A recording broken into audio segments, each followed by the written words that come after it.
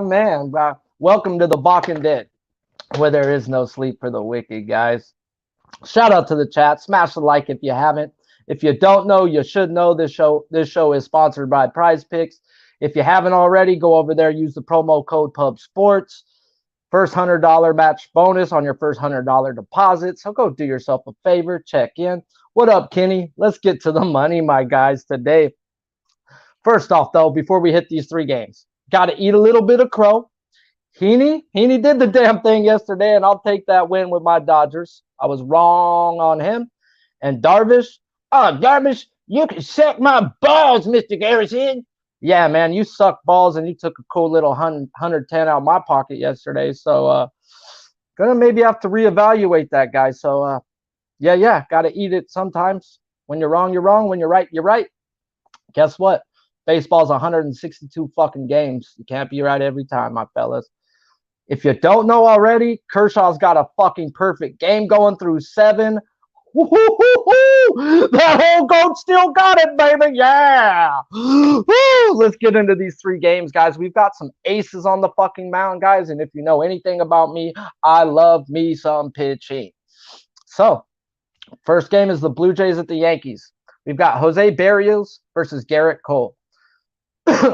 Jose Barrios, the ace of this Blue Jays staff. He didn't make it out the first inning last time out versus the Rangers. Last year versus the Yankees, he did have a 3.5 ERA with 15 strikeouts in 12 innings. Both were quality starts. I do expect a bounce back game from Barrios, guys. I do not expect him to be that bad. He is a quality number 2 starter, in my opinion. He does have ace type stuff. I just don't think he's made that hump. He's a 27-year-old kid, guys. This guy's still got some more to go through, but he's got a lot of potential, and the potential's there. The last time he had a terrible opening day, he ended up in the top 3 of the Cy Young Award. Shout out to Noli for smashing that stat into my head. So stats are real, guys. So you can't just take one game and throw them out the window.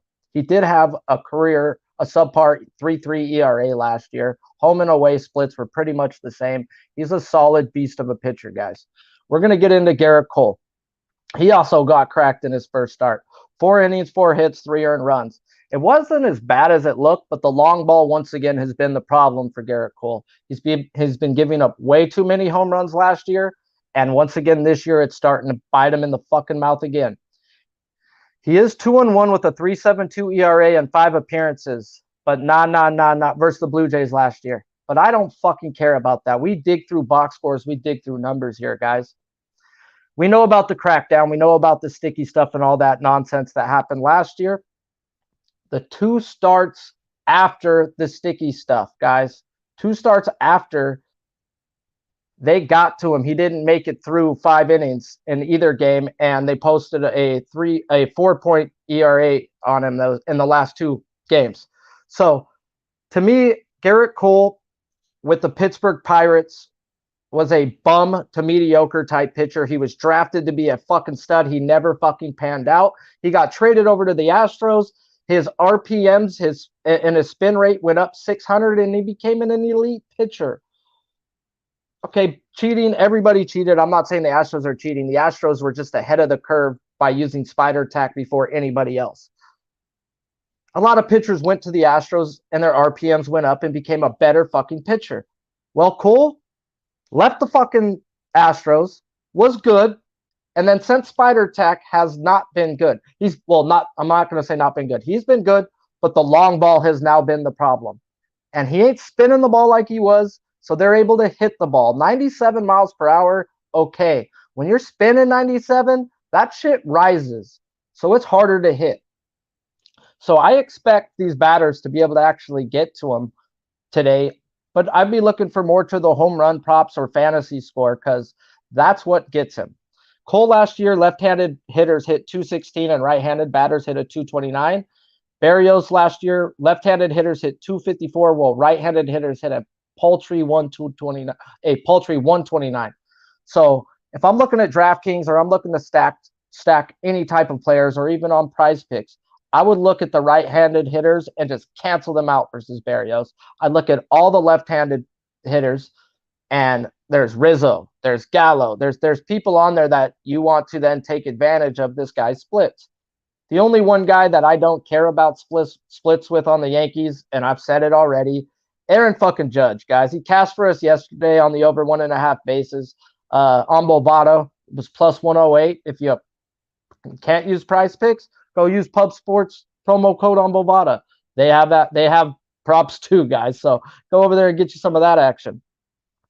And he's 5 for 10 versus Barrios lifetime. Not a big sample size, but that's a 500 and 10 at bats. So I mean, really, Judge does have a good eye. He's been seeing the ball well. So I mean, I'd look at Judge or any of the left-handed bats if I was looking at Fade and Barrios.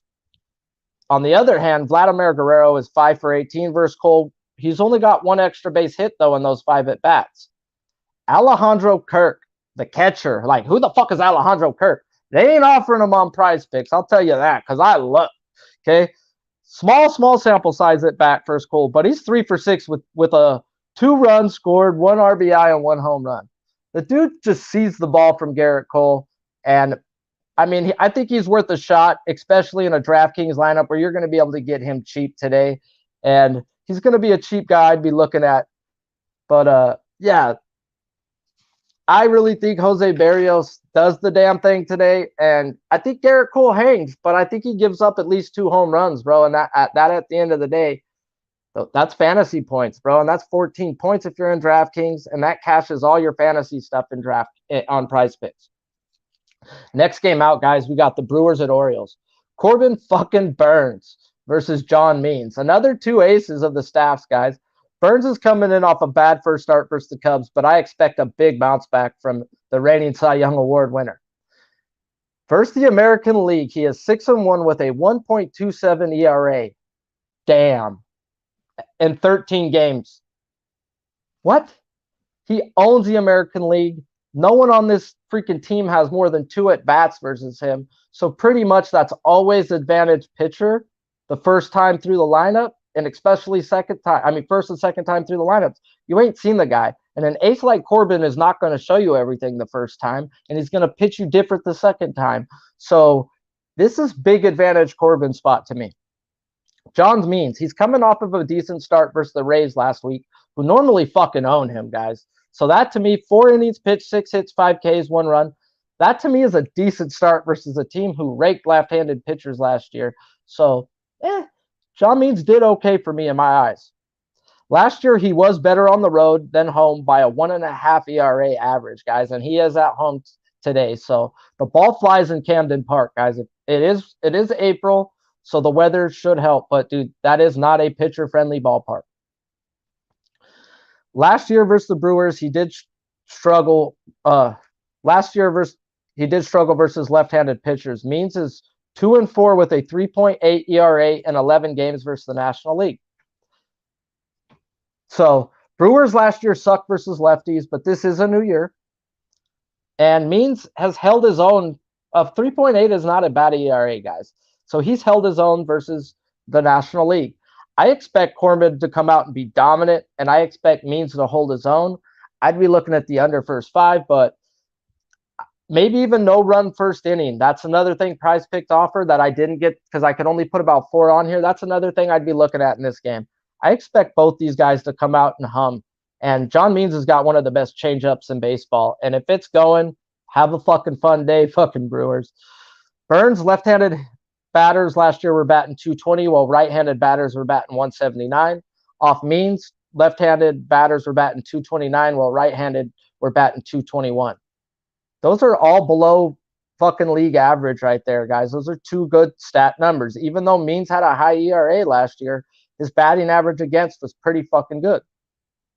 Anthony Santander of the Orioles, he's a switch hitter batting 385 with a 1,200 OPS.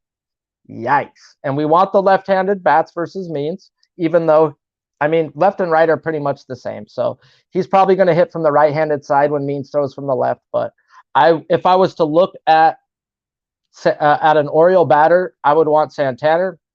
If I want any of the Brewers, guys, Mike Brosseau, who's that, right? Fucking, I had to do a little bit of digging up. I thought he was on an American League team. He was a Rays, guys. He's coming over from the Rays, and 11 bats versus Means last year. He's batting .455 with 4 home runs, 6 RBIs. Whoa, he is off to a slow start.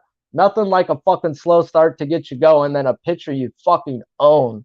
So I'd be looking at Mike Brousseau today as any type of DraftKings fantasy type option.